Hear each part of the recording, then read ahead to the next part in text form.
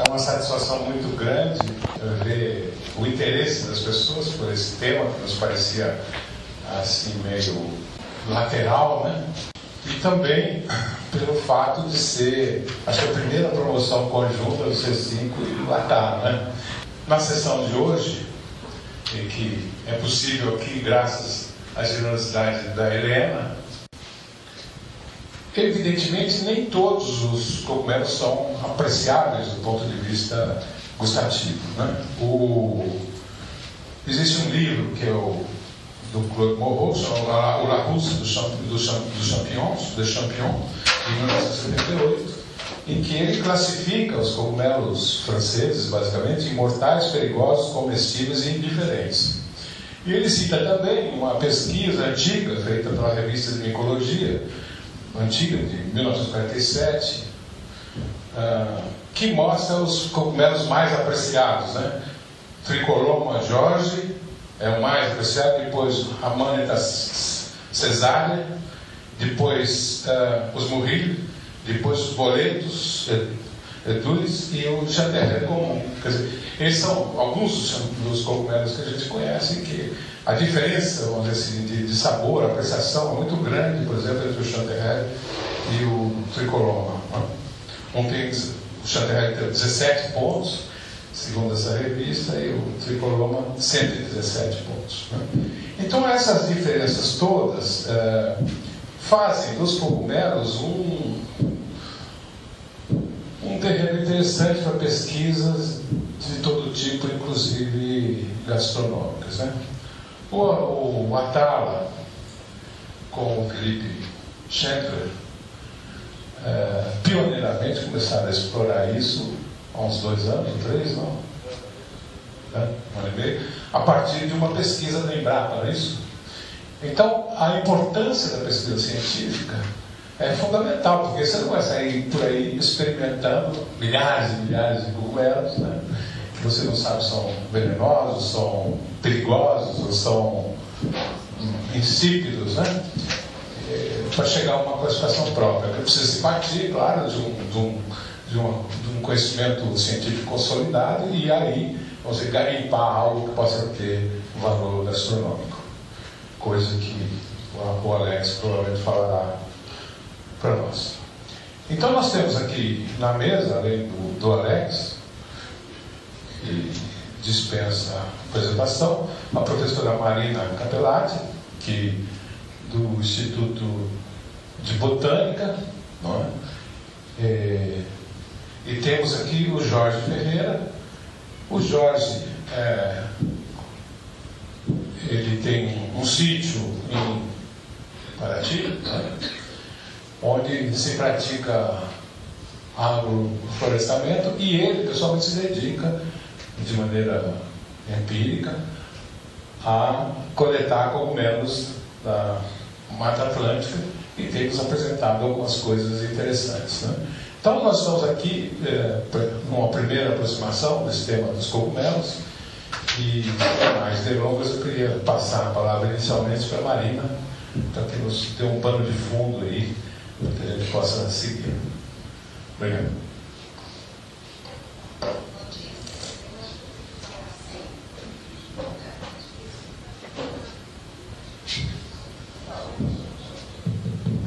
Bom dia. É um prazer estar aqui. Agradeço muito o convite, né, de falar para vocês um pouco do meu trabalho. Eu trabalho no Instituto de Botânica já há bastante tempo e com a parte de identificação de cogumelos. Há um tempo atrás nós tivemos um centro também de estudos de cultivo de cogumelos. Ele durou até 1991, foi aproximadamente uns 10, 12 anos. Ele era em Mogi das Cruzes e nós trabalhávamos lá com cultivo, principalmente de Pleurotus e champignon. E, infelizmente, por falta de recursos, né, de financiamento, o centro foi fechado. Então, a partir desse momento, o único local aqui em São Paulo que se trabalha com a parte de cultivo, que é interessante, né, é na Unesp de Botucatu, que tem um centro de pesquisa de cogumelos lá também. Então, desde então, eu passei a trabalhar só com a parte de taxonomia, né, que é a identificação, coleta, identificação de cogumelos e tal. E eu trouxe aqui para vocês, então, hoje, dar uma apresentação do que a gente tem de cogumelos comestíveis comuns que a gente encontra na Mata Atlântica, que se vocês saírem por aí em parques e tal, vão encontrar, tá? E eu gostaria de fazer a apresentação até mostrando os slides, tá? O Dória foi muito preciso em identificar, né, os cogumelos como organismos de um reino à parte. Eles não são vegetais, apesar de que até hoje nas escolas ainda ensinam cogumelos dentro da área de botânica, mas eles já deixaram há muito tempo de ser considerados, né, vegetais, e são um reino à parte muito grande. O número de espécies que se estima que tem é mais de 1,5 milhão. Dentro disso, em torno de 10 a 15% são conhecidas. Então a gente tem um universo, isso não só de cogumelos, né, mas de fungos de um modo geral, é um universo muito grande de espécies ainda desconhecidas. Isso é um trabalho humano muito grande de se coletar e identificar todo esse material. E dentro dos comestíveis, né, a gente fala muito dos cogumelos, que são esse grupo aqui de cogumelos macroscópicos que a gente vê e conhece, mas tem uma série de outros fungos que são muito importantes também na alimentação, que são os fungos, né, as leveduras que fermentam pão, cerveja, vinho, queijos, né? São todos fungos que participam de todo esse processo. Eu vou me reter só aos cogumelos mesmo, né, que a gente vê a olho nu. Tá? Bom, eu trabalho lá no Instituto de Botânica e o nosso trabalho lá conta com muito financiamento de entidades, né, de fomento à pesquisa, principalmente a CAPESP aqui no estado de São Paulo e o CNPq em nível federal. Essa foto que vocês estão vendo aqui é o Pleurotus de Jamor, vocês devem conhecer como o Pleurotus salmão, que vende no mercado, né? É uma espécie muito comum, a gente encontra ela bastante na mata, e saborosa e cultivada, né? Onde eu tenho que apertar isso aqui? Oi? Mudou. Deixa eu pular de cá, gente. Bom, ele já explicou no meu primeiro slide, né, o que são os cogumelos. Os cogumelos são organismos do reino fungo, né, do reino fungi, e a maioria dos que a gente tem de espécies comestíveis aqui no Brasil são desse grupo Basidiomycetes. Tá? Os Basidiomycetes, quando a gente olha eles ao microscópio, eles têm essa estrutura de reprodução, que é o basídio, que formam os esporos. Isso caracteriza o grupamento, junto com essa outra estrutura do micélio, que é chamado de ansa. E aqui do lado vocês têm uma variação, né, das formas, né, da morfologia desse grupamento todo. A gente tem desde os cogumelos tradicionais com pé e chapéu, né, do tipo do champignon, orelhas de pau, né, na forma de galinhas assim, de couve-flor. Então é uma variação muito grande, na forma de estrelas, né, de ninhos. É uma variação muito, muito grande na forma. Aqui, nesse slide, tem algumas espécies que são comestíveis, como a auriculária, o escleroderma e algumas espécies de agáricos. Então, eu tenho que apontar para lá. Onde que eu aponto para mudar os slides? Onde aponta Pra cá. para onde? Pra cá mesmo. Vai encontrar o manual lá de dentro, eu aperto lá e aperto de novo, né? Tá. Funcionou, ela mudou. Então, dentro dos cogumelos, de modo geral, a gente tem várias... Aqui é o ciclo de formação e reprodução de um cogumelo. Isso, quando a gente vai fazer um cultivo, é o que a gente tem que reproduzir, né, para cultivar um cogumelo. Então, a gente tem o cogumelo em si, ele tem várias formas de liberação dos esporos, desde lamelas, poros menores, uma massa mucilaginosa, que também é, e aqui dentro os esporos também. Bom, os esporos são formados por basídio, que é a estrutura característica do grupo, né? O fungo não tem sexo, tá? Não existe masculino e feminino. Você tem positivo ou negativo, que são esporos compatíveis entre si, em termos de genética, né? Eles são compatíveis, mas sexo não existe, como os animais, né?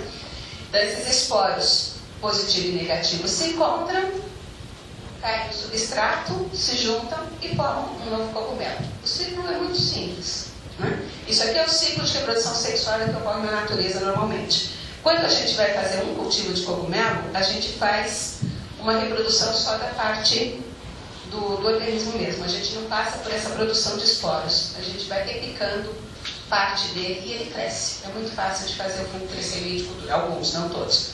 Né? Então a gente não faz no cultivo de espécies comestíveis a parte de reprodução sexuada, só a reprodução assexuada desses organismos. Ah, é? Vai lá. Vai. Agora. Bom, e como é então que a gente separa uma espécie comestível de uma espécie venenosa? Não posso olhar para ela por cor, cheiro, sabor, se o passarinho come, se o passarinho não come, se o cogumelo escurece a prata, a gema do ovo, tudo isso é balela, não existe jeito de se saber se a espécie é comestível ou venenosa por olhar apenas. A gente tem que conhecer, tá? Tem que saber com que cogumelo está lidando para saber se pode ou não pode comer. E uma coisa importante, gente, não existe antídoto para veneno de cogumelo. Alguns cogumelos matam, né? Eles são venenosos mesmo, no sistema nervoso central e provocam a morte. Alguns só mal-estar e tudo mais, mas alguns provocam a morte. Não existe antídoto para esse tipo de veneno, não se conhece. Agora, aqui no Brasil, a gente tem uma vantagem nesse sentido, que é, como ele falou, que nós não somos um povo micófilo, né? A maioria das pessoas não comem cogumelo, né? Come assim, o cogumelo que você compra no supermercado. Comprou no supermercado, você preparou e comeu. Mas cogumelo da mata é muito pouco. Quase ninguém vai para... Ele vai, né? Ele me contou agora. Mas quase ninguém vai para o campo, como se faz nos países europeus e mesmo nos Estados Unidos, de ir para campo, coletar cogumelo e trazer para casa para comer. E mesmo nesses países que isso é normal, que tem muita gente que ainda morre por ingestão de algum cogumelo, que é venenoso. Mas a gente não tem esse hábito, né? O povo brasileiro não tem. E também a gente não tem essas espécies chamativas que eles têm. A maioria das nossas espécies, quando você anda pelas matas aqui da Mata Atlântica ou Mata Amazônica, aí, nós temos muitos cogumelos pequenos, frágeis, que não chamam a atenção das pessoas comerem. Porque você vai comer alguma coisa aqui, tem a tamanho, né, textura para você comer. E isso é muito comum em mata de região temperada. Tem todas as espécies de amanita e de outros cogumelos, que são cogumelos grandes que chamam a atenção, né? O nosso, a maioria, são cogumelos pequenos, com poucas exceções, obviamente, a gente também tem um maior e tal. Mas eles chamam mais a atenção da população para pegar e comer do que não. Mas a gente não tem certo mesmo. Os índios comem alguns poucos, nós temos lá da região amazônica. Aqui no sul, eu não conheço ninguém, de todas as áreas que eu fui coletar, o povo caboclo desde que morava nos lugares, nenhum deles tem um. Mesmo que você fale, ó, essa espécie aqui você pode comer, muito obrigada, a senhora come, mas eu não vou comer. Então, em certo aspecto, isso é legal, porque a gente tem muito pouca ingestão de cogumelo venenoso, mas mesmo assim tem casos registrados em literatura aqui de ingestão de uma espécie, vamos passar aqui para frente, que se chama clorofila. Ela não é mortal, mas é tóxica. Então, tem algumas pessoas que passam mal, tem pessoas que não passam, né? Mas melhor mesmo é conhecer. Se você não sabe, quer saber se você pode ou não pode comer aquela espécie, é levar para a gente identifica, dá uma olhada e diz se pode ou se não pode. Também tem uma coisa, os comestíveis que a gente tem também não são confundíveis com outras espécies que não sejam comestíveis. O que acontece também em países europeus, né? O gênero Amanita, que ele falou da Amanita cesárea, a Amanita cesárea é fabulosa, muito saborosa, muito gostoso. E o gênero Amanita tem espécies mortais e espécies comestíveis. Então você tem que saber identificar muito bem uma Amanita para saber aquela que você pode ou não pode comer, né? Mas a gente também não tem esse tipo de problema aqui de ter espécies que são muito próximas às comestíveis das venenosas. Então, agora eu vou ver demais. Olha só. Esse aqui é o cogumelo mais comum, né, que a gente tem que se consome aqui no Brasil, né?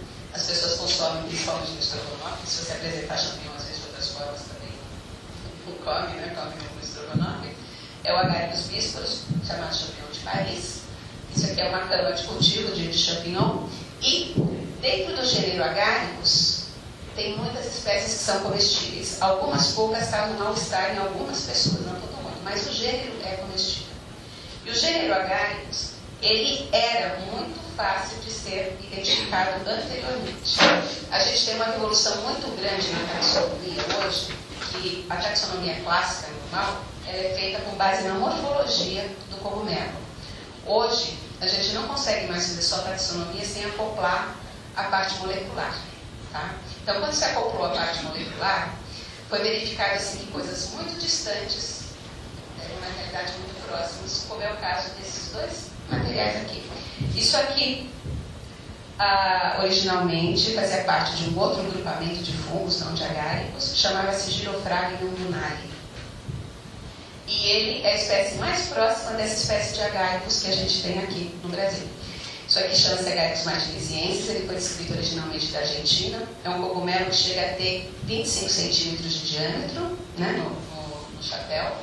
E o gênero Agaricus ele é muito fácil de reconhecer porque ele tem o anel, as lamelas que da parte de baixo do cogumelo, elas são livres do estipe, elas não chegam a atingir o estipe, e as lamelas são escuras.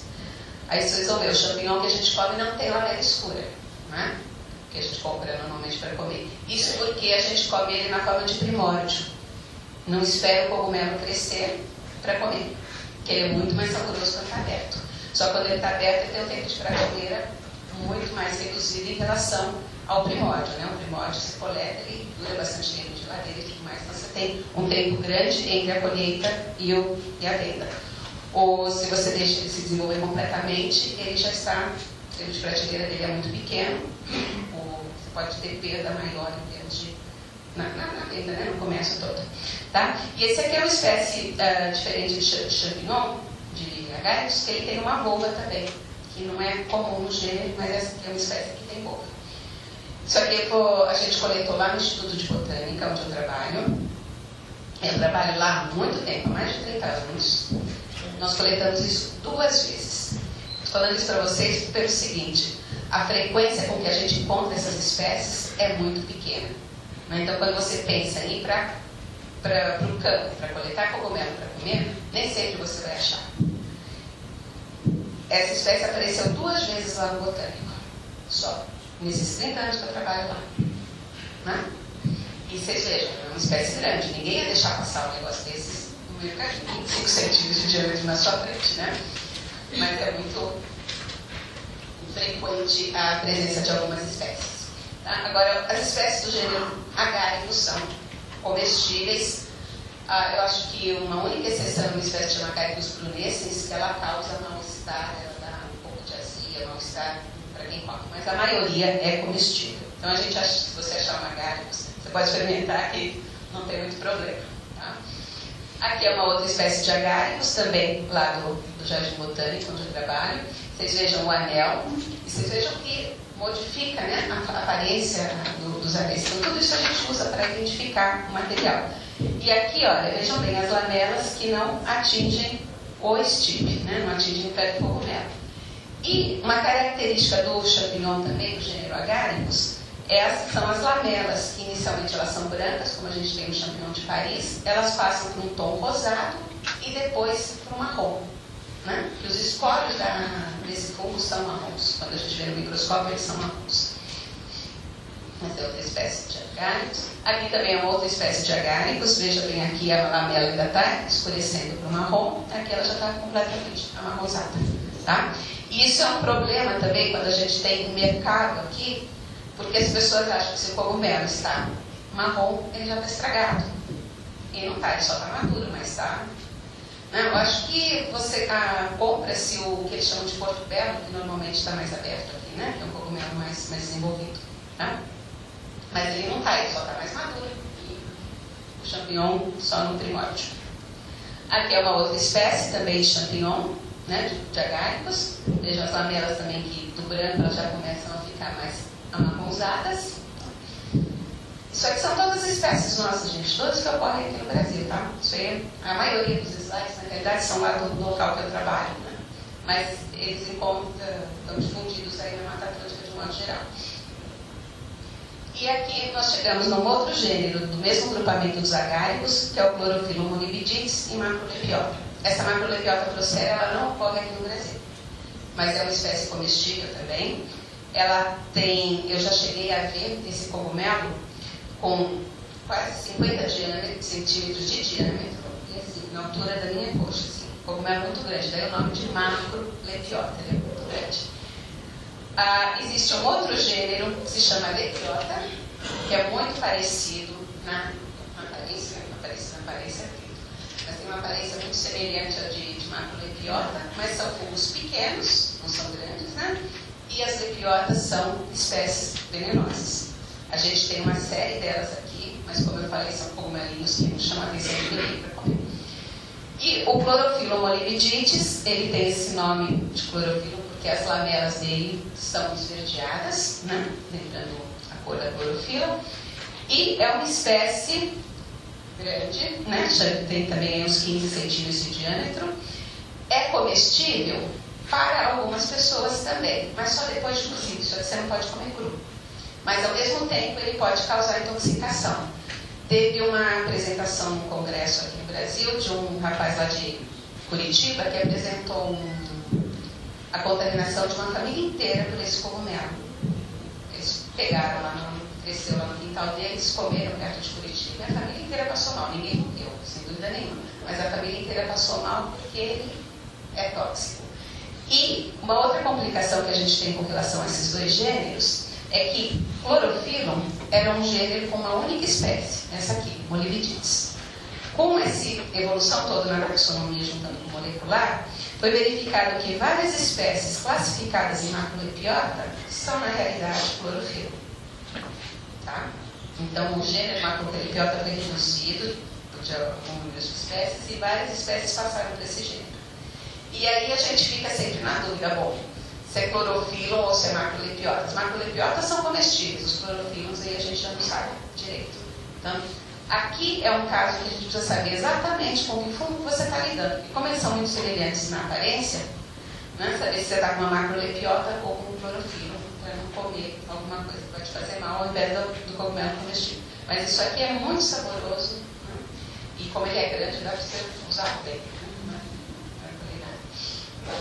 E aqui é uma espécie de macrolepiota que a gente tem aqui no Brasil, né? Como ela é a macrolepiota de fato, é uma espécie comestível. Ela tem a superfície do píleo amarronzada avermelhada, né? É comum ter esse mamilo, né? Aqui no ápice do píleo, as lamelas livres e anel. E é um cogumelo grande. Nesse caso aqui, o maior que a gente já pegou, ele tinha em torno de uns 15, 17 centímetros de diâmetro. É um fungo de solo, né? É uma complicação quando a gente pensa em cultivar cogumelo também. Aqui é uma outra espécie também que é bastante comum aqui, que é o Coprinus comatus. Ele é comestível quando jovem e está assim completamente branco. Que a partir do momento que ele começa a amadurecer, ele vai apodrecendo da margem em direção ao cogumelo, por um processo de hidrólise mesmo. E ele vai soltando essa tinta preta, né? Isso é chamado de cogumelo nanquim por causa dessa tinta. Mas na fase jovem, ele é comestível e é muito saboroso também. É outro fungo de solo que gosta muito de ambiente muito rico em matéria orgânica, né? Eu vi recentemente isso aqui na região ali de Visconde de Mauá, agora no Carnaval. Eu viajei por lá. Tinham vários grupamentos de Coprinus comatus na mata. Uma outra espécie bastante comum que a gente tem, o Jorge já coletou algumas vezes, né? Chegou inclusive a levar para mim no botânico, são espécies do gênero Auricularia. Aqui de cima é a Auricularia fuscosuccinia, a Auricularia polytricha e a Auricularia mesentérica. Né? Os nomes aqui polytricha porque elas têm muitos pelos compridos, mesentérica por causa dessa aparência da superfície inferior. São três espécies bastante comuns no Mata Atlântica, principalmente fuscosuccinia. Essas, vocês encontrando por aí, pode pegar, preparar um prato, que é uma delícia, né? Muito comum a gente encontrar. E é uma espécie cultivada, principalmente na China. Se vocês forem na Liberdade também, vocês encontram saquinhos de Auricularia prontinhos lá para consumo. Né? Aqui no Brasil não tem ninguém que faça cultivo, e os chineses de fato dominam a técnica de cultivar isso. A única vez que nós tentamos fazer cultivo desse cogumelo, no procedimento todo a gente inocula um substrato, né, com um cogumelo, e entre o crescimento desse substrato pelo fungo até a formação do corpo de frutificação, demorou 6 meses. Então, é um procedimento muito demorado para você obter basidiômica. Vale mais a pena, antes que você esteja na mata, pegou e preparou, né? Tem disponível no mercado para compra. Essa aqui é uma espécie mais cara, a politrica, mas a gente encontra bastante também, e a mesentérica é mais cara ainda, aqui na Mata Atlântica, mas são 3 espécies. E, ao todo, nesse gênero, tem umas 15 espécies descritas e são todas comestíveis, mas nem todas ocorrem aqui na Mata Atlântica. Aqui é um outro cogumelo comestível também, que chama-se Macrocílio praegrandes, o nome também diz, macro é grande, né? Esse é bastante interessante, porque um tufo desses de cogumelo, você tem cogumelo por muito tempo, porque eles são grandes e carnosos e bem firmes, né? O único problema dele também é que ele gosta muito de ambiente com muita matéria orgânica. Ele cresce muito próximo, assim, onde o pessoal costuma fazer compostagem, solta. É muito rico mesmo em matéria orgânica, principalmente de restos vegetais e animais mesmo, né? E aí, quando você vai coletar ele, o ambiente dele sempre é meio mal cheiroso. Aí as pessoas também desprezam o cogumelo pelo ambiente em que ele cresce, né? Mas é uma espécie muito boa de se comer. Aqui tem uma outra foto do Macrocílio praegrandes. Esse aqui já é um cogumelo bem maior do que aquele que eu mostrei. Esse aqui não é da Mata Atlântica, esse aqui foi coletado em Manaus. Eu recebi o pessoal lá que trabalha com a gente lá de Manaus.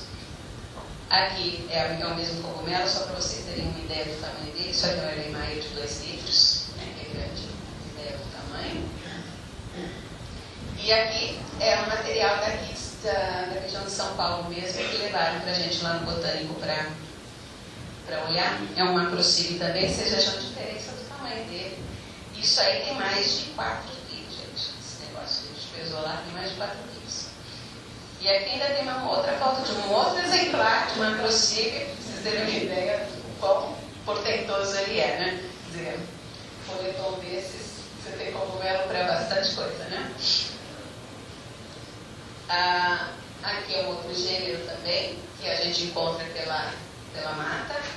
Esse aqui está no Brasil inteiro, tá? Não ocorre só aqui na Mata Atlântica, não, ocorre no Brasil inteiro.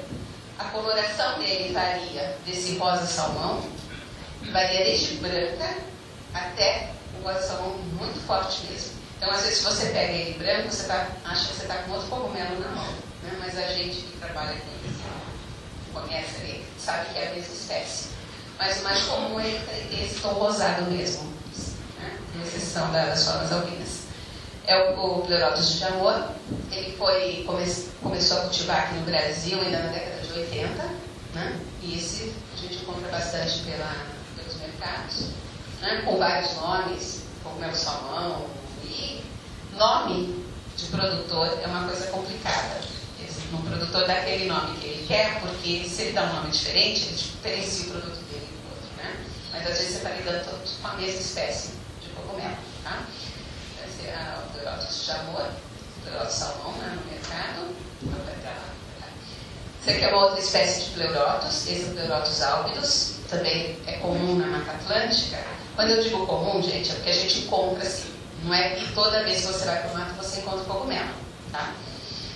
Esse aqui é o mesmo tronco com os cogumelos, né? Também é uma espécie comestível. Aqui é uma outra visão dele. Vocês vejam aqui, eles têm as lamelas que crescem em direção ao estipe, né?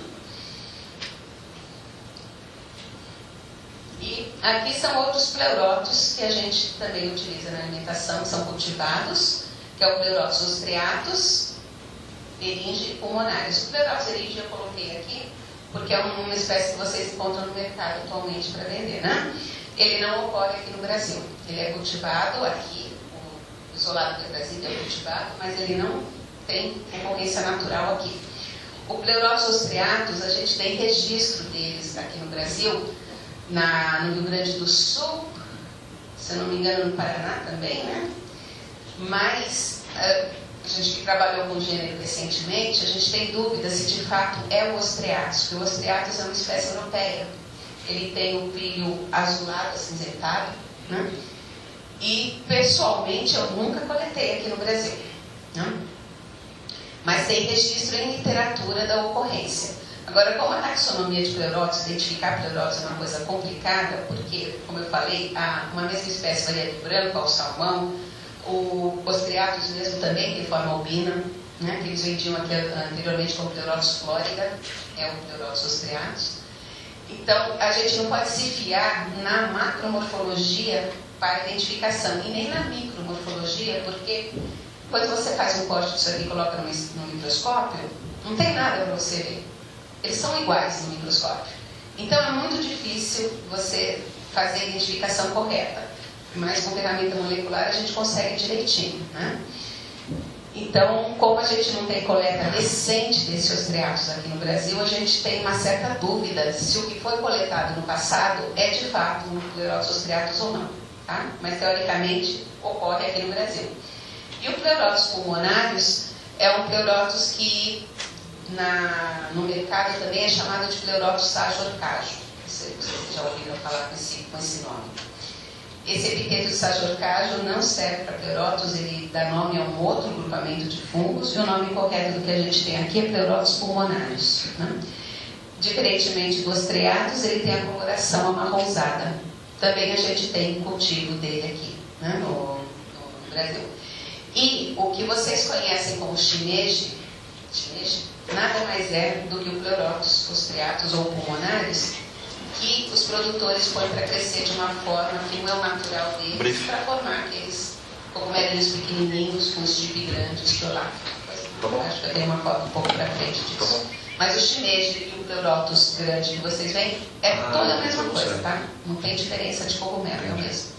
Só que um chama Pleurotus, eles chamam de caipetu ou outros nomes, e o shimeji, que é ele crescido de forma a manter, né, o basidioma pequenininho, perto do estiolar.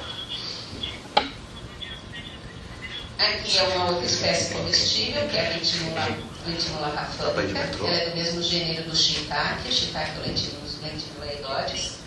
A Lentinula rafânica, essas fotos aqui são da doutora Noemi. Ela está trabalhando com esse cogumelo, né, junto com o Felipe para produção, né? É uma espécie comestível, bem gostosa. E ela ocorre aqui também, tá? A gente tem registro da rafânica aqui no estado de São Paulo, né?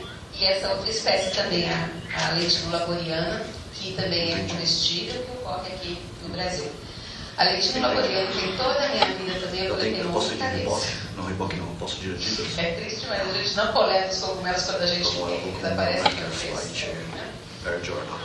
aqui foi o trabalho que a doutora Noemi fez, ela coletou esse cogumelo lá em Manaus, né? E a gente fez a parte molecular e taxonômica aqui em São Paulo e a distribuição dela. São, no total, 6 espécies, né? Aqui faltam outras espécies que ocorrem em outras partes do mundo. E o que a gente mais conhece do gênero Lentinula é Edodes, né? Que é o shiitake, que os japoneses, chineses, todo mundo cultiva. Aqui é uma outra espécie comestível que a gente encontra bastante também na Mata Atlântica, que é o Demanciella canari. Essa você também já coletou, né? Vocês vejam que ela varia também de uma coloração bege clara até marrom bem escuro. Agora, o que a caracteriza mesmo é você ter essas lamelas são extremamente alvas, independente da cor do cogumelo, né, na superfície superior, independente de ser marrom ou mais clara. As lamelas são sempre muito brancas, é uma cor muito bonita. E ela tem essas escaminhas aqui em cima, né? Ela tem um véu que recobre essa superfície superior do pilho, que quando ele se expande, deixa essas escaminhas soltas, né? Escaminhas amarronzadinhas. Essa aqui é uma espécie também comestível. Teve um aluno da gente na época, aqui na época de 2000, 2001, por aí, que ele tentou cultivar essa espécie e teve sucesso no cultivo dela com um substrato normal que a gente faz cultivo de pleuróticos também. Mas, assim, você cultiva, você não tem rendimento ainda, né? Para você ter um rendimento de de valer a pena você ter um cultivo, tem que se estudar muito mais. Isso aqui foi só um trabalho rapidinho que a gente fez, mas é passível de ser cultivado. E fungo de madeira é muito mais fácil de cultivar do que fungo de solo, como é o caso dessa Odemanciella. Aqui também outras fotos, né, da Odemanciella, e ela é um fungo que a gente usa muito no trabalho para dar aula, né, ensinar os alunos a verem as coisas, porque tudo nela é grande. Ela tem esporo grande, tem basídio grande, tem as estruturas grandes. Então, quando a gente recebe um aluno novato lá, você mostra uma Odemanciella, eles fazem o corte, olham no microscópio, eles acreditam que tudo existe mesmo, porque depois vão para os outros e não enxerga mais nada, né? Mas a Odemanciella é muito didática para a gente dar aula. Aqui uma outra espécie comestível, que tem cultivo fora do Brasil também, aqui não se cultiva, é a Stropharia rugosa-anulata. Né? Ele é um fungo que aí já não chama a atenção mesmo das pessoas, porque ele é marrom. E tem aquele velho preconceito de que fungo escuro é fungo venenoso. Não é verdade, né? A Stropharia é muito saborosa. Também, vocês vejam, ela também é um cogumelo que tem anel, porém, ela não tem lamelas livres como o champignon, tá?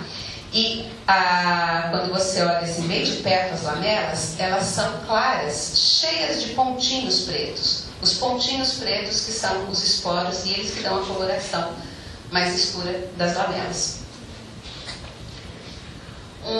Aqui é uma outra foto da Stropharia rugosa-anulata e vocês vejam a mudança de coloração também que ela apresenta, né, na natureza. Pode ser aquele marrom avermelhado bem escuro ou um marrom mais claro, meio bege, mas é a mesma espécie. Uma outra espécie comestível que a gente tem também, bastante comum, é o Favolos brasiliensis. Né? O nome vem do tipo de poro que ele tem, que parece favo, né? Sextavado, como falo de mel, né? Das abelhas. Ele é um fungo branco, né? Ele é carnoso, mas ele já é mais borrachento, tá? E tem um problema também quando a gente encontra ele na mata para comer, que, né, não somos só nós que gostamos de comer cogumelo, os bichos também gostam.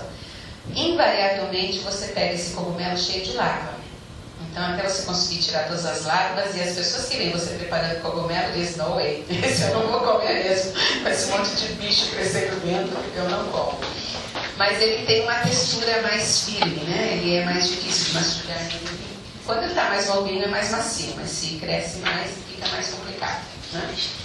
E ele é um cogumelo que, no nosso trabalho de taxonomia, a gente encontra ele com muitos nomes, porque ele vai e vem. Ele é de um gênero, transfere para outro, volta para cá, volta para lá, mas atualmente parece que estabilizou, que vai ficar no gênero Favolos mesmo, né? Foi publicado o trabalho agora em 2013, colocando ele novamente em Favolos. Saiu de Favolos, foi para Políporos, agora voltando para Favolos. Eles você encontra em todos os lugares da Mata Atlântica, inclusive em área que já foi desmatada, onde tem madeira. Ele é um fungo que a gente chama meio de pioneiro. Ele é um dos primeiros que atacam madeira de modo geral. Tá? Uma outra espécie é o Lentiformes sulfúreus, que a gente tem aqui. Esse daqui eu coletei na região do Petar, lá em Iporanga, né? Na região de Apiaí, Iporanga, no sul do estado. É uma espécie comestível e se come muito nos Estados Unidos, tá? Mas ele é comestível também quando jovem, porque ele é uma orelha de pau. Aí você já sai dos cogumelos de pé e chapéu, ele é uma orelha de pau, ele é mais rígido, mas quando jovem ainda é macio, então se come bem. Eu nunca vi ninguém comer aqui, eu também nunca experimentei, porque todas as vezes que eu peguei ele já estava mais desenvolvido, e também, né, o foco da gente é coletar, identificar e preparo. Então, se eu como, eu perco a amostra e não guardo ela, né? Então, a gente não come. Só come quando coleta bastante. Aqui é uma outra foto. Essa foto aqui, aquela que aqui em São Paulo, essa foto é do mesmo cogumelo, mas foi feita em Curitiba. Aqui tem uma outra espécie também que eu, pessoalmente, também não sabia que tinha gente que comia, mas descobri agora quando eu fui, né, montar essa palestra para vocês. Tem registro de comerem esse Schizophyllum comune, né, Zâmbia, na África. Agora, na África, eles comem uma série de outros cogumelos que a gente não tem aqui também, né? Também é uma orelha de pau. Ela é bem coriácea. Né? Eu nunca tentei comer isso daqui, nunca me passou pela cabeça também que fosse comestível. As lamelas delas são bastante interessantes porque elas se abrem na ponta, assim, daí o nome que vem, né, de esquizo. É muito comum também, é outra espécie pioneira, se encontra em todo quanto é lugar. No tronquinho lá da árvore, quando na rua da minha casa, está cheio de esquizofrenia comum lá. Mas, sinceramente, é comestível e está por aí. Eu não tenho vontade de comer justamente por causa dessa textura que ela tem. Mas, assim, nunca se sabe, de repente você está na mata, tem outra coisa, pode comer o cogumelo.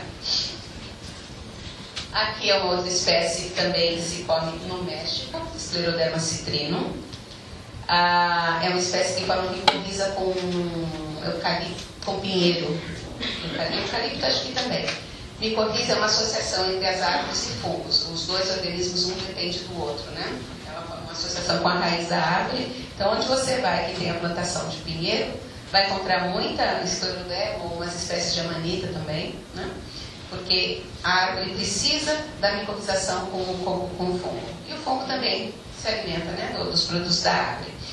Também é uma espécie comestível, mas só quando jovem. Quando jovem, ela é branca dentro. Os esporos não estão maturos. Porque depois que amadurece, você tem uma massa de esporos ali dentro, aí vira um pó, né? De tanto esporo que isso aí forma, é um pó, aí já não é mais comestível. Mas na fase jovem, quando está branco, é comestível ainda e muito utilizado no México.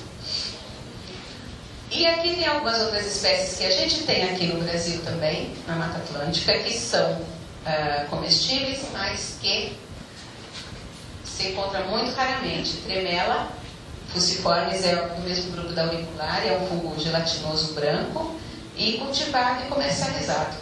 E a Psathyrella coprinoceps também é reportada como comestível no Haiti, não aqui também eu nunca vi, mas ela ocorre aqui em São Paulo. Mas é uma espécie extremamente frágil que a gente encontra um basidioma de vez em quando. Eu nem tenho foto dela para mostrar. Basicamente, essas são as espécies que a gente encontra comumente aqui na mata que são comestíveis. A gente tem muito mais espécies de cogumelo do que isso, sem dúvida nenhuma, mas que não tem esse enfoque, né, de ser comestível. Eu trouxe aqui só os comestíveis para vocês verem. E, passando das espécies que a gente tem, para você, né, quando a Adriana entrou em contato comigo, ela me falou que tinha essa ideia, né, de se utilizar esses cogumelos na gastronomia. Então, eu pessoalmente não entendo nada da parte de vocês, nessa entendo aqui da minha, mas eu imagino que para você criar pratos, colocar isso em restaurantes e tudo mais, você precisa ter a oferta do cogumelo, né? Então, para ter oferta, precisa que alguém cultive esse cogumelo. Né?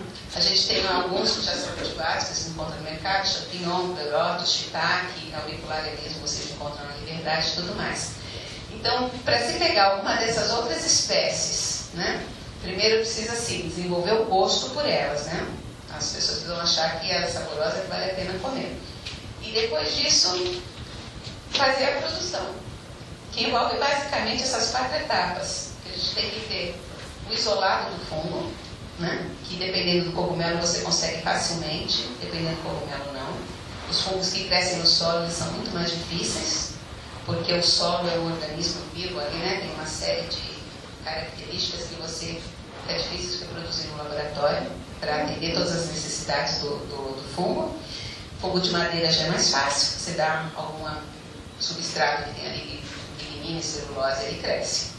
Então, é a obtenção, a multiplicação da cultura, o preparo do substrato, que aí ele pode ser ou pasteurizado ou esterilizado. Na pasteurização, a gente não elimina todos os micro-organismos presentes no substrato, que vai para os fungos que crescem no solo.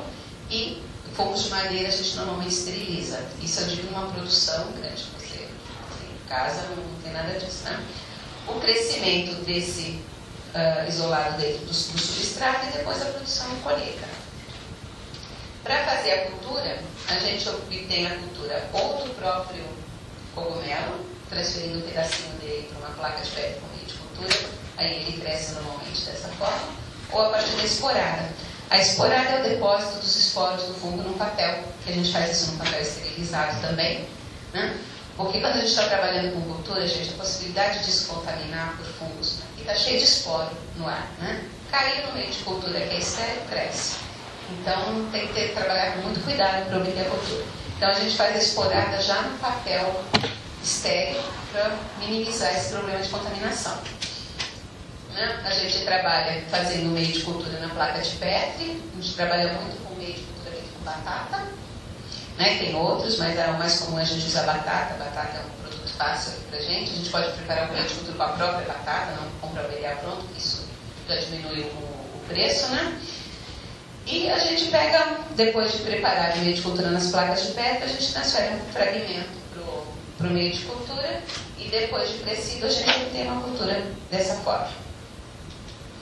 O que é importante também é que a gente trabalhe num ambiente asséptico. No laboratório a gente usa um equipamento que chama-se câmara de fluxo laminar.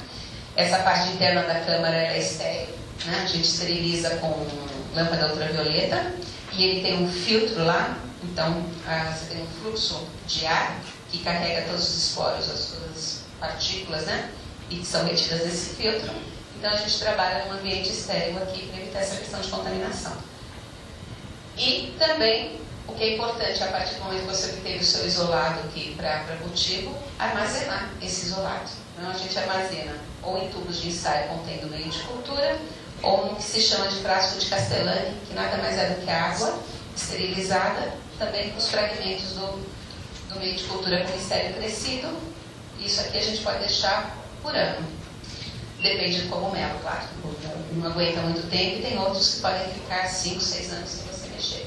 No tubo de ensaio, não. A gente tem que repicar, manter essas culturas a cada ano, no mínimo.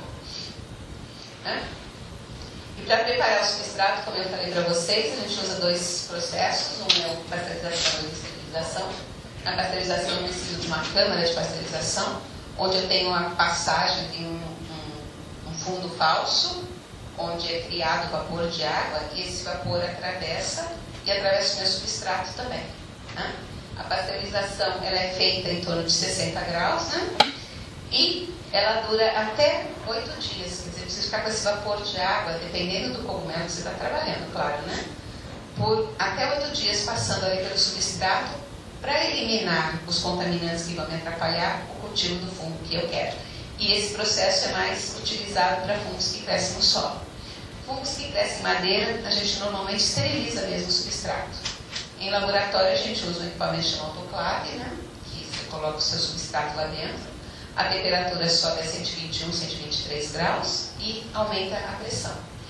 E aí, dependendo também do tipo de substrato que você tem, de 1 a 3 horas o substrato fica nesse ambiente. E isso faz com que a gente elimine os contaminantes do substrato. Mesmo assim, às vezes tem fungo, esporo de fungo, que sobrevive a esse rigor de temperatura e de pressão e atrapalha o cultivo depois.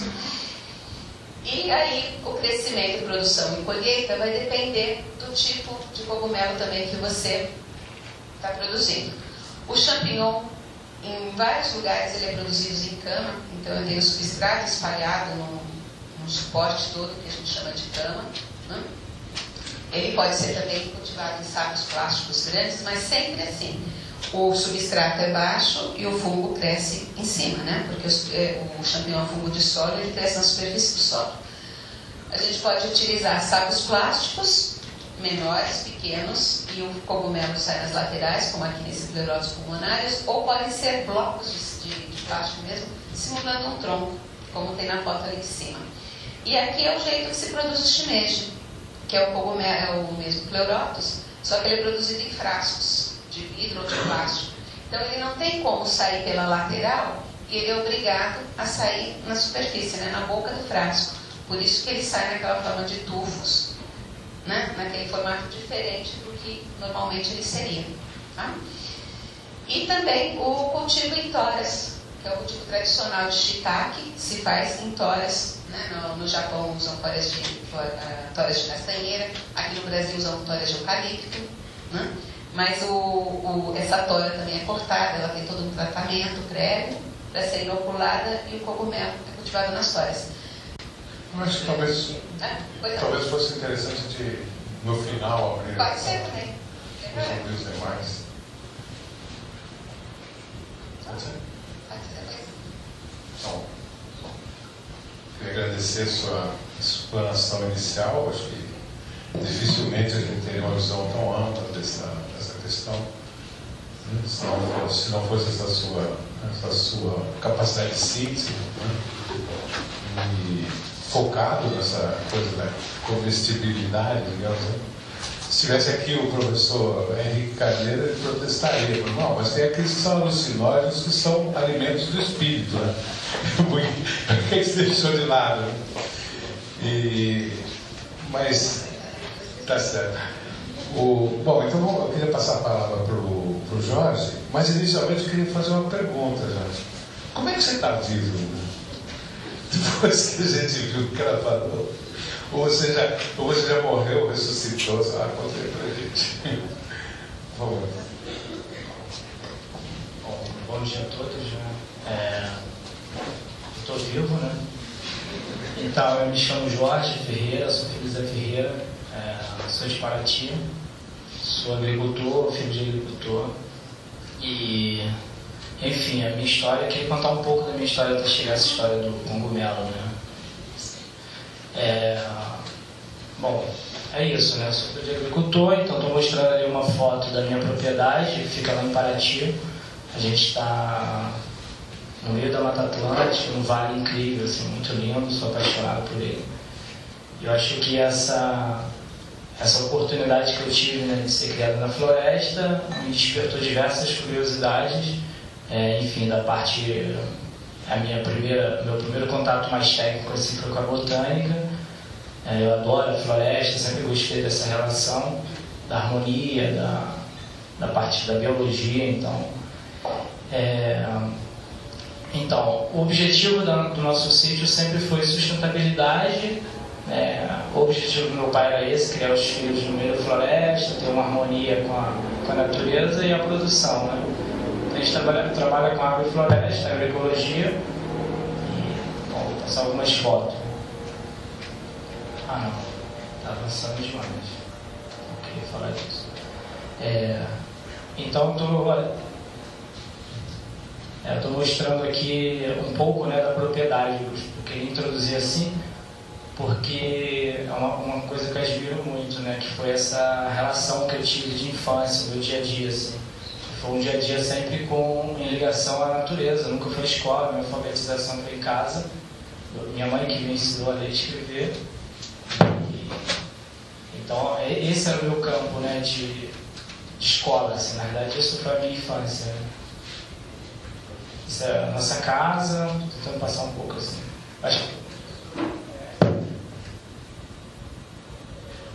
Já visitaram o sítio. Esse é o meio, né, onde sempre corri, sempre brinquei, sempre me diverti. Então, e aí nessa vivência, essa infância, eu fui me despertando a coisas e tentando aprofundar em conhecimentos, que inicialmente foi a botânica, né? E, bom, eu trabalho com isso, vivo de ligação, né, com a natureza, com as plantas, com a agrofloresta, com a produção. Deixa eu focar aqui. Sou bastante tímido, não gosto de falar em público. Eu gosto de roda, de circo, então aqui estou muito à frente. Então, o nosso sítio sempre focou muito na agroecologia e a gente durante muito tempo trabalhou com monocultura. E, bom, ainda estou mostrando um pouco da paisagem, mas já quero focar dentro dessa relação. Então a gente trabalhava com monocultura durante muitos anos, que era uma agricultura bastante única. Depois a gente começou a voltar para essa... obteve o conhecimento da agroecologia e meu pai partiu para essa ideia assim, de trabalhar a maior diversidade possível na nossa propriedade. Então a gente passou a ter vivências, que recebia grupos, pessoas de diversos lugares, que com isso foi trazendo novas expectativas para a família. E a gente era uma família juntos, ali trabalhando sempre em busca da sustentabilidade.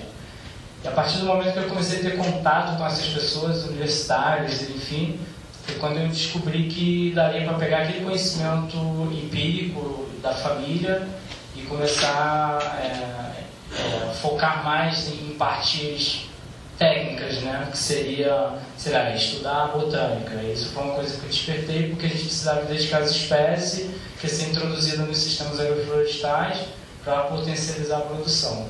Então começamos a identificar frutíferas, sempre buscando valorizar ao máximo as espécies nativas.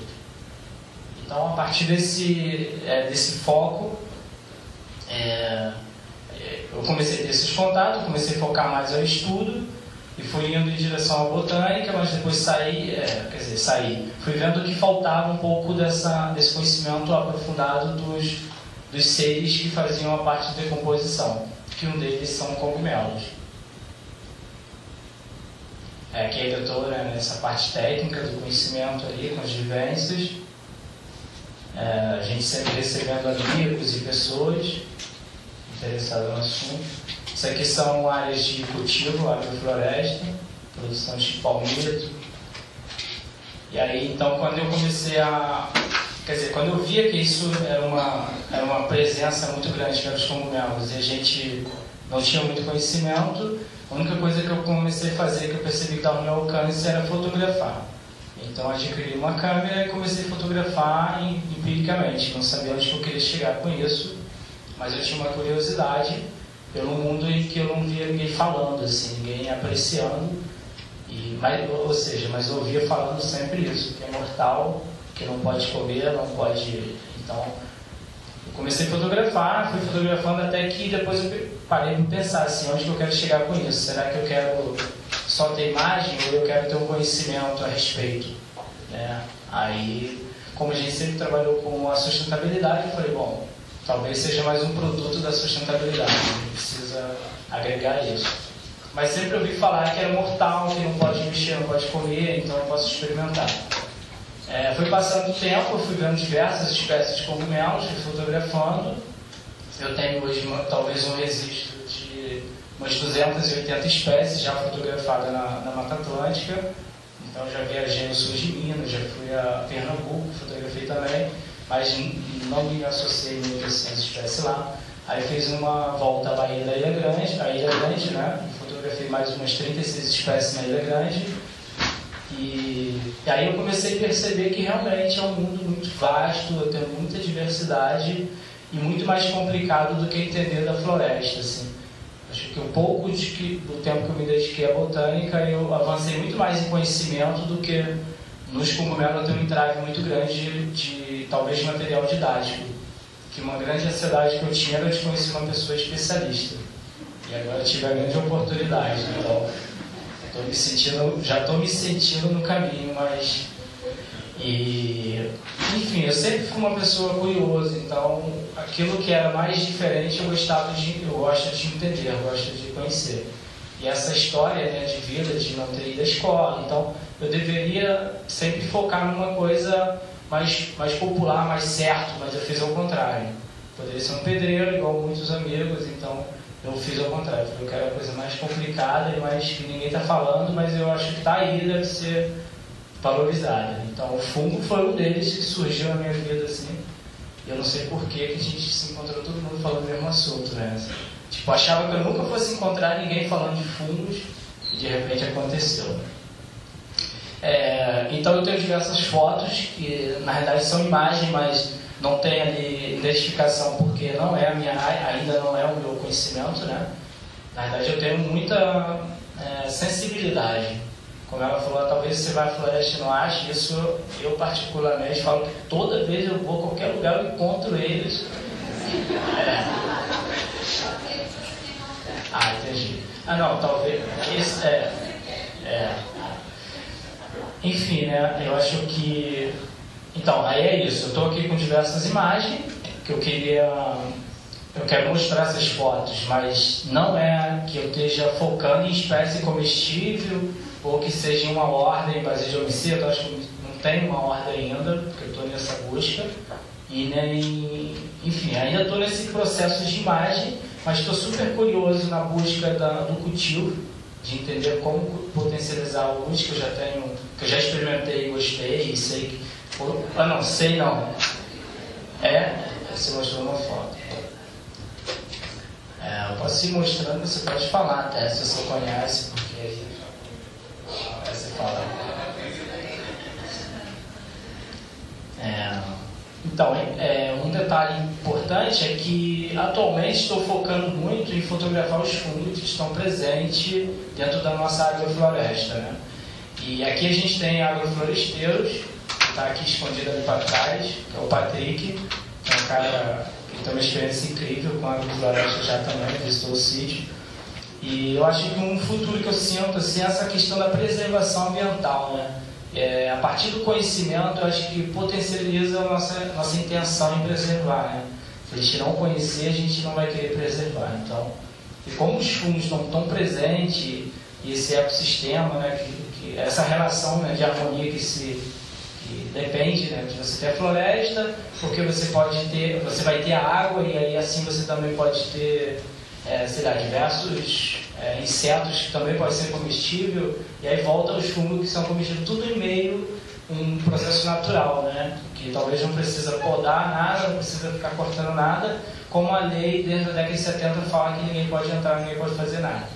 Então, me referindo à minha situação atual, que a gente mora na área de parque, e já tivemos os conflitos e tal, estamos tentando chegar a um consenso agora, mas que a lei fala que não pode ter ser humano, não pode.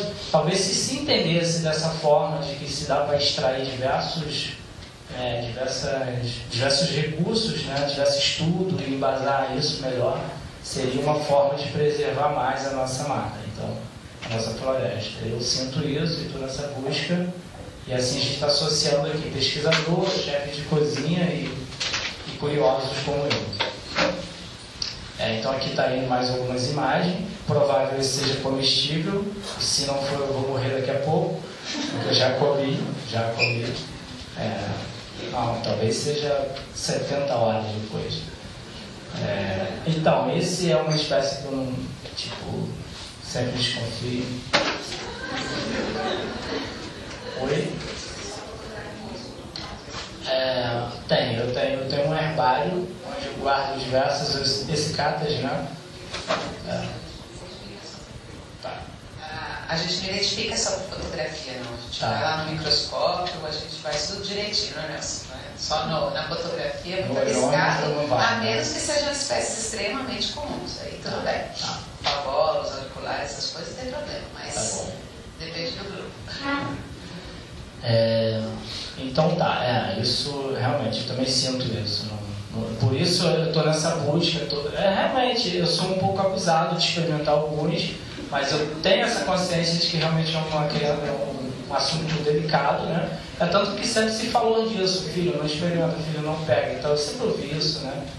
E fui crescendo, você pode ficar um pouco mais rebelde depois de grande, né, eu acho. A natureza é generosa, né? Preserva você.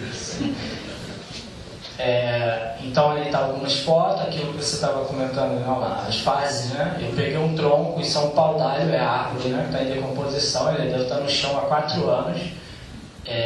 Ali é uma base, não sei se vocês estão percebendo que por trás tem um tronco ali. A matéria orgânica em si é uma árvore chamada pau-d'alho.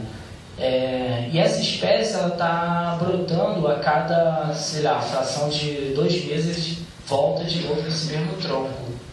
E ele sempre germina no final da tarde, e no dia seguinte, em volta de umas 9, ele já começa a passar por aquele processo de podridão, né? Já está morrendo. Isso é uma questão muito linda, né? Porque talvez ele seja o cogumelo da noite, se for comestível, claro, não sei. Isso, bom, enfim. Eu tô falando um pouco da ecologia, talvez um pouco da minha curiosidade, assim, né? Que eu já observei esses cogumelos nas minhas imagens. Esse é o mesmo, né? Só tirei um outro ângulo, assim, só para perceber. Esse, com certeza, não sei se é venenoso.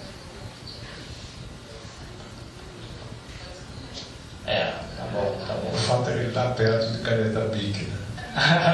Não, ali é mais ou menos para mostrar o tamanho do corpo, né? Esse tem as lamélulas, como você falou, os anéis. Isso, empiricamente, eu sempre tenho muito cuidado com cogumelos quando tem anéis e tem coloração diferente no píleo, né? Na parte superior. Sempre fico mais cauteloso. Então esse é um que eu não experimentei, e por enquanto eu não vou experimentar até que você me autorize. Então vamos lá. Esse é um outro que eu acho muito belo, e estou também tentando trabalhar essa relação da fotografia artística do cogumelo para tentar fazer dele uma coisa mais popular, talvez as pessoas conhecerem mais, olharem mais também, apreciar esse outro valor da natureza assim, né? Esse é um outro que... Gênero Gimnos. Tá. Então esse está no tronco.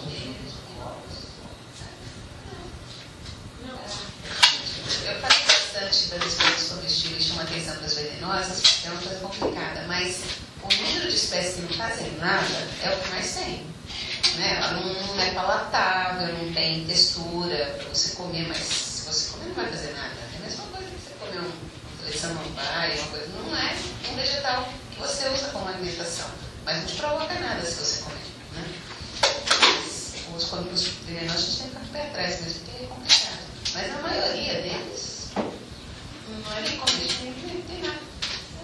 Qualquer mato que você encontra, você pode comer, mas você não come, porque praticamente não se usa como comida, né? Me deu um conforto agora.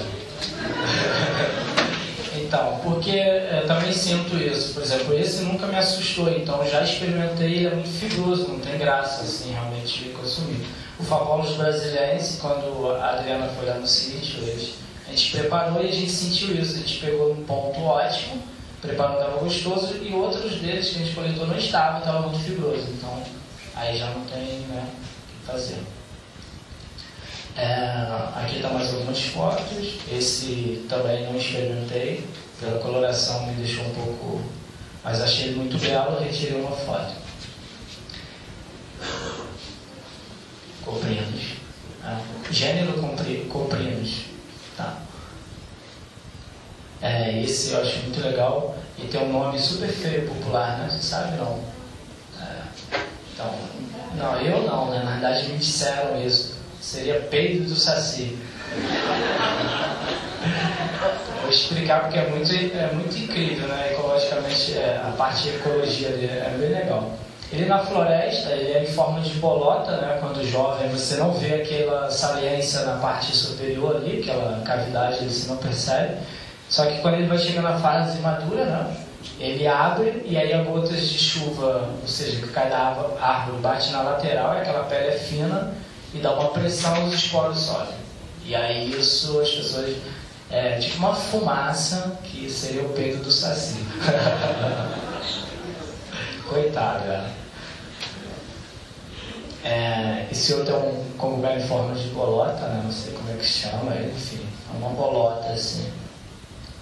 Também não aprecio. Não aprecio. Então, esse outro é super carnoso, eu acho que você comentou do gênero. Eu não sei se pode ser, não sei. Enfim, eu estou aí com essas imagens, mas em busca de identificação ainda. É mais uma curiosidade realmente de fotografar, mas não tenho conhecimento científico.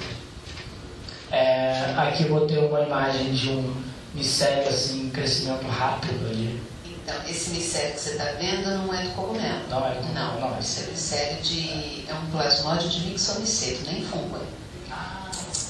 Então, aprendi. É outra história.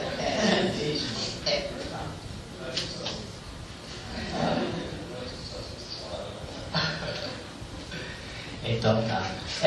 Na realidade eu não fotografei achando que fosse o mesmo, mas eu achava que todos os dois fossem um fungo, porque onde está aquela bolota amarela ali é um tronco de árvore cortado num piso e brotou um cogumelo e de repente vê aquele micélio crescendo que durou poucos dias assim, já morreu também. Quer dizer que não é um micélio, né? Plasmódio. Esse aqui é em forma de prateleira, que eu acho que você comentou que quando jovem pode ser comestível, não é essa espécie. Não, tá. Então, enfim, esse é um cogumelo lindo, muito frequente lá, né? Eu vejo sempre nos troncos de árvores. Ou seja, tem diversidade de cogumelo nesse formato, né? Hoje mesmo eu fotografei esse hoje num restaurante. Qual é o nome do restaurante que a gente estava? Oi?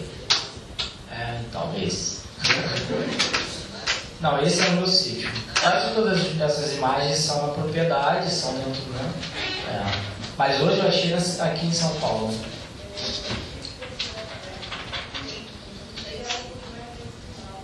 Uau!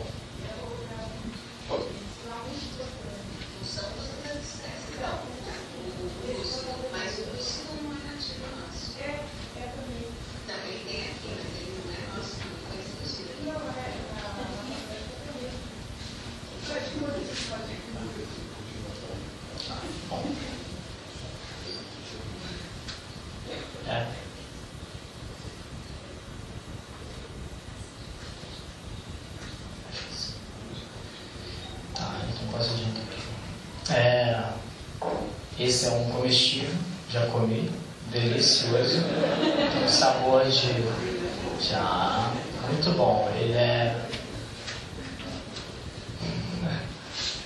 Então esse ela mostrou, né? Falou que é a auricularia. Está sempre presente lá no tronco de uma. Quer dizer, eu vejo diversos troncos de árvores, mas ultimamente está aparecendo muito no tronco de alfazema do Brasil. E aí ele está germinando constantemente. É um fungo que eu já fiz alguns pratos, adoro ele. Junto com a tala a gente já catou ele também, já comemos. É delicioso. Então está aí reforçando que pode comer, meu pessoal. Então aqui é uma outra beleza que com certeza não é comestível, mas é lindo, está na floresta constante. Estou mais passando as fotos agora. Cocaine, né? Cocaine. Acho lindo, assim, me apaixonei por esse cogumelo. Ele tem o formato de um olho, né? Parece um olho. Sei lá, achei, né? Enfim. Cocaína também.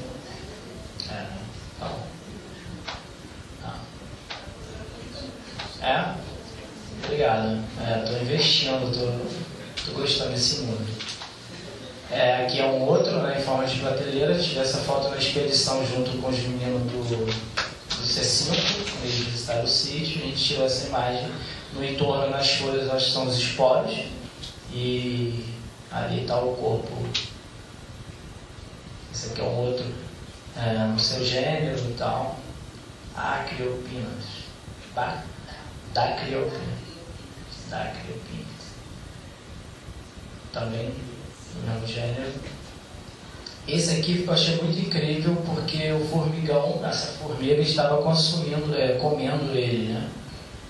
Não sei porquê. Mas bom, acho que eu estou com muita imagem e gostaria de falar um pouco da relação da oportunidade que a gente abre a quem quiser participar de vivências e expedição. A gente está a fim de realmente fazer um trabalho de mapeamento dos cogumelos nativos comestíveis. Eu estou super interessado nisso e junto aqui com o C5, enfim, com a TAR também, né, a gente deve estar promovendo isso, pesquisadora, para fortalecer a nossa, para que ninguém saia alucinado, né? E eu acredito muito no potencial, né, enfim, eu acredito nessa questão da sazonalidade e não ter uma superprodução que você possa comer durante o ano inteiro como a gente é acostumado. Eu acho que essa questão seria o mais forte, assim. Se a gente conseguir ter uma produção daquele cogumelo que vai ter de janeiro a março e depois a gente tem de... Enfim, isso seria bem legal, sabe? Não querer que a gente vá ter na prateleira o ano inteiro, porque essa questão sempre vai sair do natural. Então, se sair do natural, pode ser que a gente enfrente muita dificuldade e essa grande dificuldade faça com que a gente não toque para frente um projeto lindo, maravilhoso, que seria de valorizar nossas espécies nativas. Isso eu me refiro tanto a cogumelo, quanto a frutas, verduras, enfim, com toda essa linha, essa gama de coisas que a gente poderia estar potencializando a produção aqui no Brasil, nas nossas regiões. Então, acho que eu posso resumir aqui. E qualquer pergunta, estamos à disposição. Bom, eu agradeço muito, Jorge. E me falam que nós já fizemos algumas vivências, já patrocinamos algumas vivências no sítio deles lá em Paraty. E poderemos, evidentemente, organizar mais para frente algumas dessas expedições pela mata, para identificação de cogumelos. Se a professora, então, nos der a honra de nos acompanhar, vai ser uma experiência única, não é? Isso, evidentemente, mais para frente, quando depois do inverno, né, começa a primavera, verão, mas entraremos em contato com vocês, oferecendo essa oportunidade. Bom, então eu queria passar a palavra agora ao Alex Atala, imaginando que ele possa nos esclarecer vários passos que tem dado, né, nos distanciando da micofobia, nos aproximando da micofilia, de sorte que se você puder também falar um pouco da experiência específica da Amazônia, da relação da pesquisa da Embrapa com o vosso trabalho. Esse é o ponto talvez mais importante. Eu queria falar algumas coisas que vou tentar ser muito sucinto para até despertar mais questão depois, se for o caso. Primeiro, eu tenho que contar uma história para vocês como essas coisas acontecem na vida. Primeiro, como um garoto indo para a mata com meu pai, com meu avô, e o proibido. O cogumelo era uma coisa que nós podíamos colocar a mão. Okay? Asa de mariposa e cogumelo não podia lavar, mas se botasse a mão não tinha que lavar depois. Passaram os anos, eu comecei a achar engraçado o cogumelo pela experiência de Sérgio que podia ter o cogumelo, mas não era o que me levava, e a cozinha estava muito longe da minha vida naquele momento. Passam-se anos, eu vou para a Europa e começo a comer cogumelo. E aí o mundo vai se abrindo na minha cabeça, volto para o Brasil e falo, tem que ter um cogumelo que se come. Em 2003 eu vou lá e escrevo um livro e acredito. E aí começa a maior absurdo de saber que 15 anos depois você descobre que tem gente que trabalha com isso e que você não sabe. E que eles sabem muito. E eles não sabem que você também quer saber mais. Começam as relações se aproximar. Uma atitude como essa que você sim promove hoje é fundamental para que a gente comece a entender o diálogo. Eu sei que para a maioria de nós é muito difícil guardar nomes ou entender metade do que foi dito, mas é importante saber que elas existem. É importante saber que elas existem porque tem uma grande diferença entre preservar e conservar. Preservar é proteger, conservar é dar uso. Os nossos recursos naturais, as nossas fontes marinhas ou terrestres, elas têm que ser preservadas. A gente tem que dar uso nelas para que elas comecem a receber valor. A conservação da natureza, fica claro que a gente tem que preservar rio, mar e floresta, mas a gente não pode esquecer de um elemento natural que chama homem. O homem da floresta tem que ser preservado junto com ela. Mas não estou falando só do índio, estou falando do garoto que nasceu dentro do mato. Eu estou falando da pesquisa.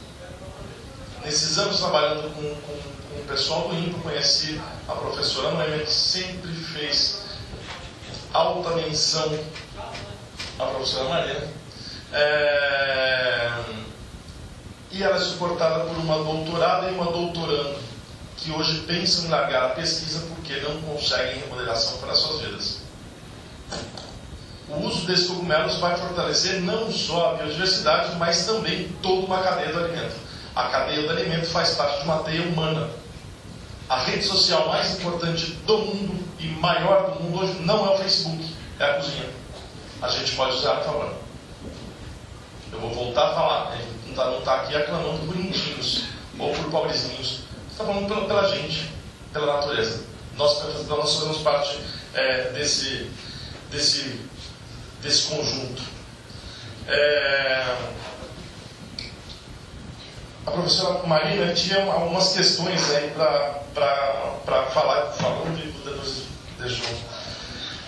Nas vivências que eu tive lá na Europa, principalmente com cogumelo e com o pessoal de colheita, eles chamam de foraging hoje, não sei, ir ao bosque e colher, fala-se muito de bosques muito menos diversos do que o nosso, sistemas muito menos complexos ou de menos espécies.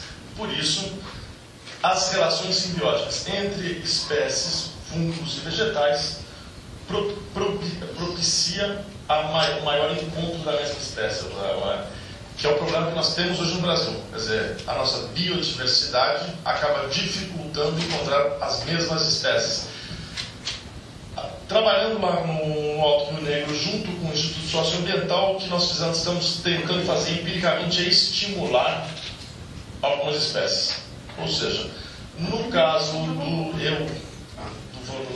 não vou arriscar dizer o nome, mas é o que os índios, principalmente os tucanos e os tucanos, que são os que mais comem, que é o favos, o tomate favoros, obrigado.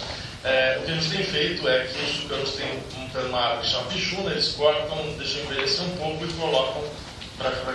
E o que a gente tem feito é colhendo pedaços dessa árvore e colocar onde já nascem para conseguir ter uma produçãozinha maior. Isso está fazendo paralelo a Noemi e ao Felipe. É só uma tentativa minha de falar assim, vamos ver o que dá. Existe um empirismo por todos os lados. Não é uma espécie específica, tá? Ele não ataca só um tipo de árvore, tem muita árvore. Eu acho que eu não entendi direito o que você Os índios tucanos cultivam a sua voz através de uma árvore específica. Que faz parte da cultura deles, cortar uma árvore, deixar envelhecer 6 meses e aí vem uma floração. Como eles fazem, não entendi direito até hoje, porque a minha experiência é muito. Mas está no registro, tá? Essa é uma coisa legal, a Tânia já sabe disso, já está fazendo reportagem para ela. O que a gente fez lá foi colher a mesma coisa e colocar perto dos troncos que já estão, e vamos ver agora esse ano o que vai acontecer. É estimular a produção. Então, por que eu sou favorável a estimular a produção e não talvez fazermos um cultivo hoje para a gente ter produto sazonal e para a gente valorizar aquele homem o começo da cadeia. A nossa relação com a Amazônia tem sido sempre de distração e muito pouco de retorno.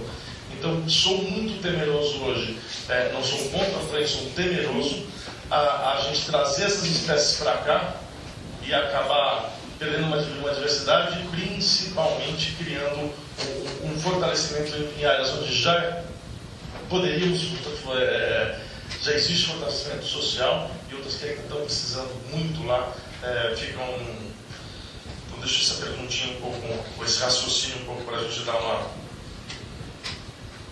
uma pensada.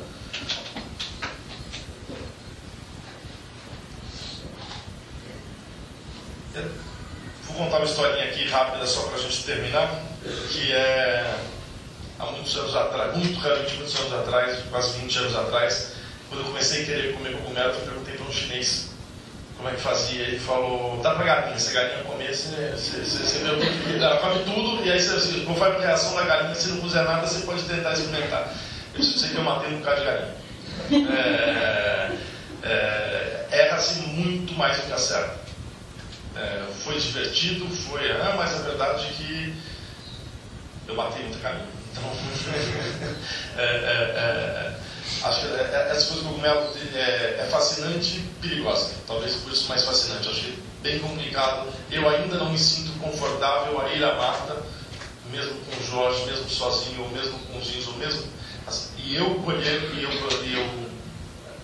comer. Vejo então a vontade de nos unirmos, pensarmos uma maneira de conseguir fazer um guia de cogumelos comestíveis dos nossos biomas. Sendo que a Amazônia vai ter espécies comuns, a Mata Atlântica que vai ter comuns ao Cerrado, que vai ter comuns às florestas de araucária, que parecem que são as mais homogêneas aí nas espécies. Não sei se está certo falar isso também. Você está falando das florestas europeias e floresta tropical. De fato, o número de espécies que a gente tem numa mesma área é muito maior do que lá. Lá as florestas são mais homogêneas. Então, quando você vai para campo para pegar cogumelo, numa área lá de floresta deles, você encontra uma espécie aqui, você anda mais 100 metros, você encontra a mesma espécie lá e por aí vai. Então, num dia de coleta, você consegue coleções da mesma espécie num número maior do que aqui. Aqui a gente vai para a mata, você tem uma diversidade muito grande de plantas e uma estimativa justamente do número de espécies de fungos que você tem é baseado no número de plantas que você tem. pessoa tem menos número de plantas, espécies arbóreas, você vai ter um número menor de cogumelos, mais espécies arbóreas, faz uma extrapolação. Daí se chegou a esse número astronômico aí de 1.500.000 espécies, e tem estimativas maiores ainda de fungos. Porque, como eu falei, não é fungo só isso que a gente vê, a floresta está cheia, né? Então, aqui, quando a gente vai fazer uma excursão de campo, eu posso chegar a coletar 100 números naquele dia. Vou coletar a mesma espécie, possivelmente de uma mesma espécie eu coleto 2, 3, não mais do que isso. E todo o restante são espécies diferentes. Tá? Então é muito difícil eu ir para campo coletar a mesma espécie mais de uma vez no mesmo dia. Por isso que a gente tem um número maior em relação às florestas europeias, que são mais homogêneas. Olha, está muito ligado ao substrato.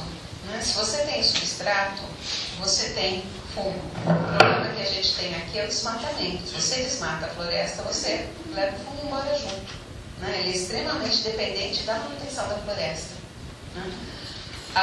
Eu já ouvi, não sei se faz isso de fato mesmo, mas em áreas que você tem fungos comestíveis que são micorrízicos, os folhetos, o orguela e tudo mais, o pessoal fragmenta o cogumelo e espalha ele na floresta, que é para induzir o crescimento do micélio e a produção. Isso que os índios fazem, se eles não fazem alguma inoculação do fungo no tronco, que eles colocam lá para começar a apodrecer, Já estava. Não, é espora. A espora. O cogumelo que já está lá, ele esporula, esse esporo elevado cai no outro tronco e cria uma outra colônia ali. Isso. Cresce, coloniza aquele tronco e a dispersão é por esporo. Se eles não fazem nenhum outro tipo de inoculação, porque... Então é só isso mesmo, eles colocam perto que é para o esporo. O esporo desses cogumelos, eles, quando caem, eles são levados ou pela água ou pelo vento e eles caminham no máximo uns 30 centímetros, por exemplo. Então, se você tem um tronco ali de uma espécie que ele está habituado a crescer, o esporo cai ali e começa a se multiplicar ali. Tá? Se é só isso que eles fazem, eu só posso imaginar que seja o esporo que coloniza um tronco novo colocado lá.